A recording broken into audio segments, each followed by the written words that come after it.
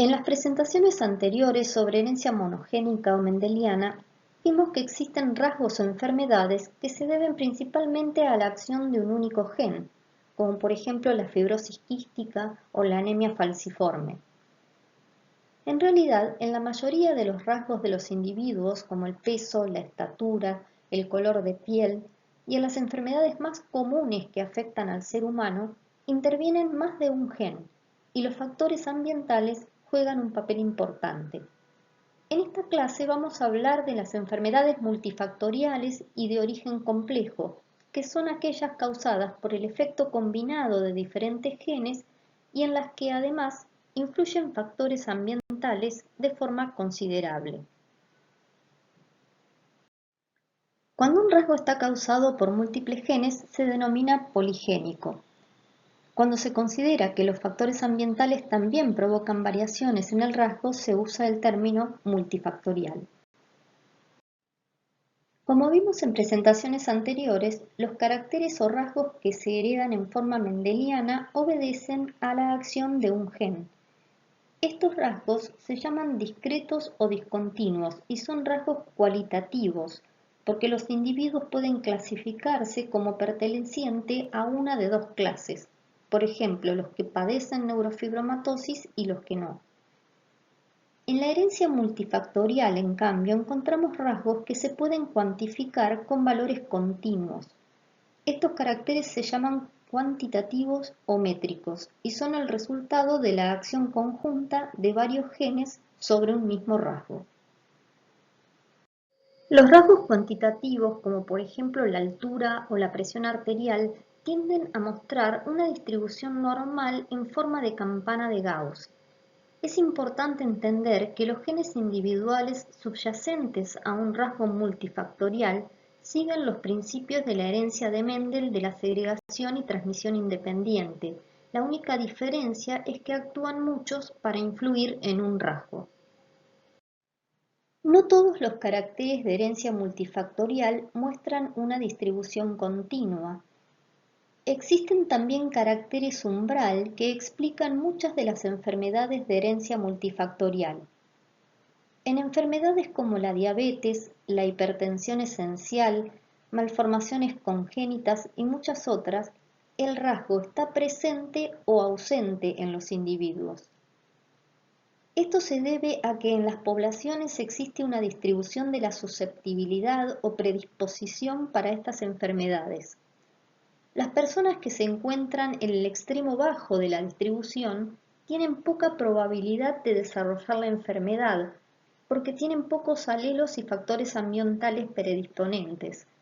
Los individuos que se encuentran más cerca del extremo alto de la distribución presentan más genes y factores ambientales causantes de la enfermedad y por lo tanto tienden a desarrollarla.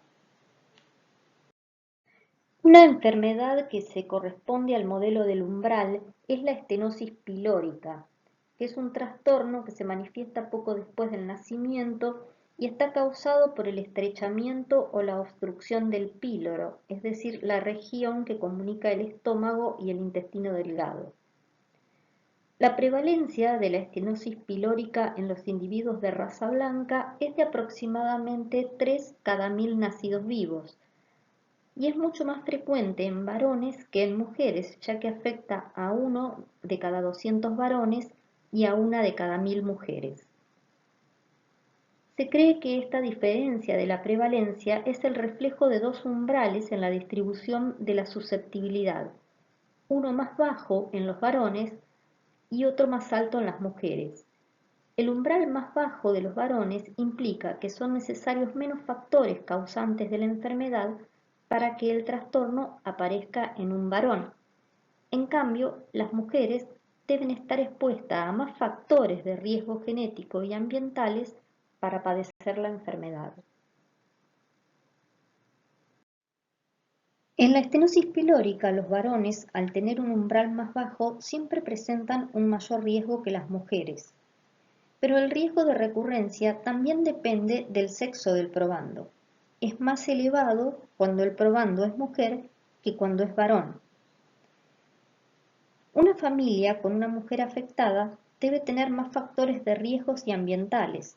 lo que da lugar a un mayor riesgo de recurrencia para la esterosis pilórica en los futuros hijos.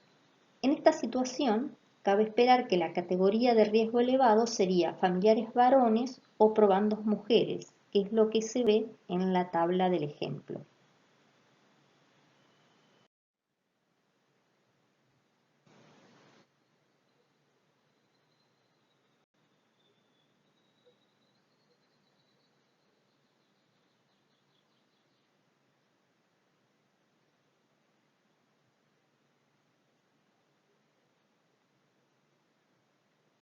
El riesgo de recurrencia en las enfermedades de herencia multifactorial es muy diferente al de las enfermedades de herencia mendeliana. Una de las características se refiere a la frecuencia relativa de recurrencia en un pariente de una persona afectada. Esta frecuencia es mayor cuanto más rara es la enfermedad en la población general. Si en la población general la frecuencia de la enfermedad es F, la frecuencia de recurrencia en parientes de primer grado de un afectado es aproximadamente la raíz cuadrada de F. Otra característica de la recurrencia entre parientes está relacionada con el grado de severidad de la enfermedad. Cuanto más grave es la enfermedad en el afectado, en el propósito o probando, mayor es el riesgo de recurrencia en un pariente. Esto se debe a que al ser su base poligénica, a mayor gravedad le corresponde un mayor número de genes alterados y por consiguiente el familiar que comparte un número de sus genes tiene mayor riesgo que si la forma clínica es más leve.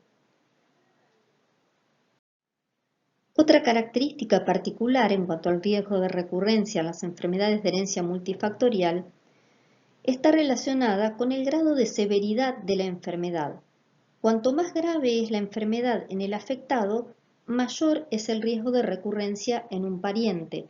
Esto se debe a que al ser la base de la enfermedad poligénica, a mayor gravedad le corresponde un mayor número de genes alterados y por consiguiente el familiar que comparte un número de sus genes tiene mayor riesgo que si la forma clínica es leve.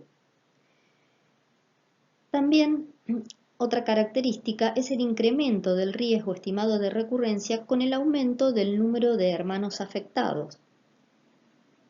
Esto quiere decir que si un matrimonio tiene 2 hijos afectados, el riesgo estimado de incidencia para un tercer hijo aumenta en vez de permanecer constante, a diferencia de lo que ocurre en la herencia mendeliana. Cuando la enfermedad tiene una incidencia diferencial entre los dos sexos, el riesgo de recurrencia es mayor cuando el sexo del probando corresponde al sexo menos afectado en la población general.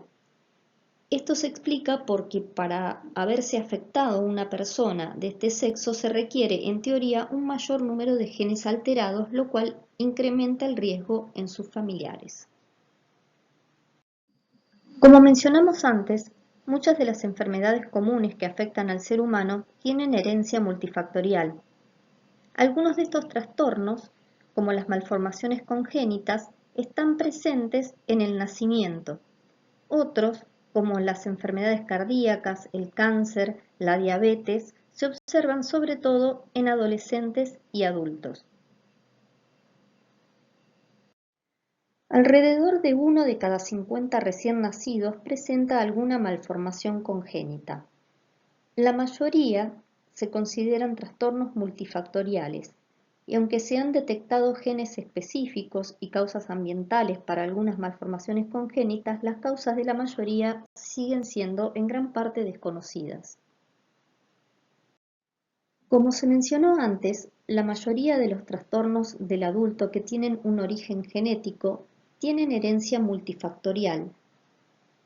Aunque no son consecuencias de mutaciones monogénicas ni anomalías cromosómicas, estas enfermedades tienen componentes genéticos significativos y son el resultado de una interacción compleja de múltiples factores genéticos y ambientales.